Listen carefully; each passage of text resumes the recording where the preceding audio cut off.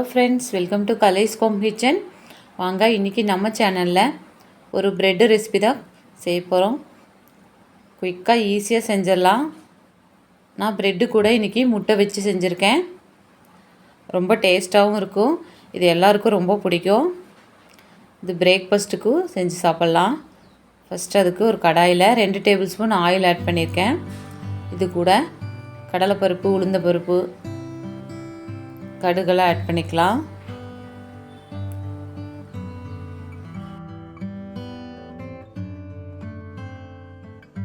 நான் இன்றைக்கி 2 table spoon வேர்க்கடலை எடுத்திருக்கேன்.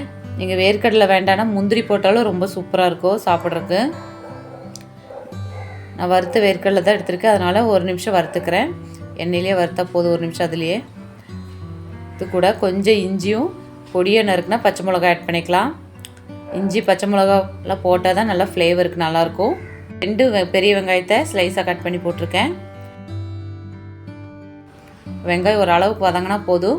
இது கூட நீங்கள் தக்காளி வேணும்னாலும் ஆட் பண்ணிக்கோங்க. நான் தக்காளி போடல, டேஸ்ட் நல்லா தான் இருக்கும் தக்காளி போட்டாலும். கொஞ்சமாக ஒரு 1/2 டேபிள் ஸ்பூன் மஞ்சள்தூள் ஆட் பண்ணியிருக்கேன்.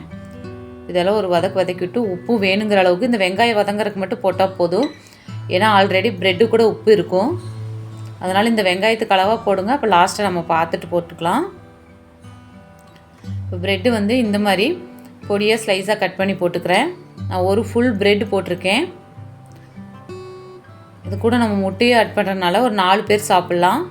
கொஞ்சமாக சாப்பிட்டாலே வயிறு ஃபில்லிங்காக இருக்கும். இப்போ ப்ரெட்டு 2 நிமிஷம் கலக்கி விட்டுட்டு கொஞ்சம் லைட்டாக தண்ணி தெளித்து விட்டுக்கலாம். லைட்டாக தண்ணி தெளித்து இந்த உப்பு, காரம், வெங்காயத்தோட மசாலாலாம் பிடிக்கட்டும். ஒரு 2 நிமிஷம் ஸ்லோ ஃப்ளேமில் வச்சு வதக்கி விடுங்க. பாருங்கள், வெந்துச்சுன்னா கொஞ்சமாக ஆயிரும் ப்ரெட்டு. இது கூட நான் ஒரு 4 முட்டையை எடுத்து கொஞ்சமாக உப்பு ஆட் பண்ணி பீட் பண்ணிக்கிறேன். பீட் பண்ணி அதுக்குள்ளே ஊற்றிக்கலாம். நீங்கள் வேணால் ஆம்லேட் மாதிரி போட்டுக்கலாம், நல்லாயிருக்கும். இப்படி ஊற்றுறப்போ ப்ரெட்டு கூட மிங்கிளாகி வரப்போ நல்லாயிருக்கும். சாப்பிட்றதுக்கும் நல்ல டேஸ்ட்டாக இருக்கும். நல்லா கலக்கி விடுங்க. முட்டை வெந்து வரணும், அதனால் ஒரு 5 நிமிஷம் ஸ்லோ ஃப்ளேம்லேயே இதே மாதிரி வச்சு நல்லா கலக்கி விட்டுட்டே இருங்க, அடி பிடிக்காமல். பார்க்குறக்கு கொஞ்சமாக தான் இருக்கும், ஆனால் கொஞ்சம் சாப்பிட்டாலே ரொம்ப வயிறு ஃபில்லிங்காக இருக்கும்.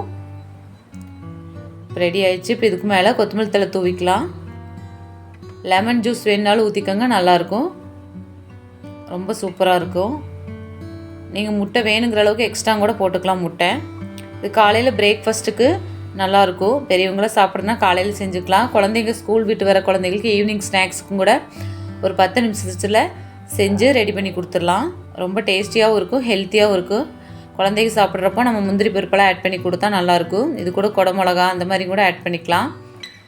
வெஜிடபிள்ஸ் ஏதாவது வேணுனாலும் ஆட் பண்ணி கொடுங்க, ரொம்ப சூப்பராக இருக்கும்.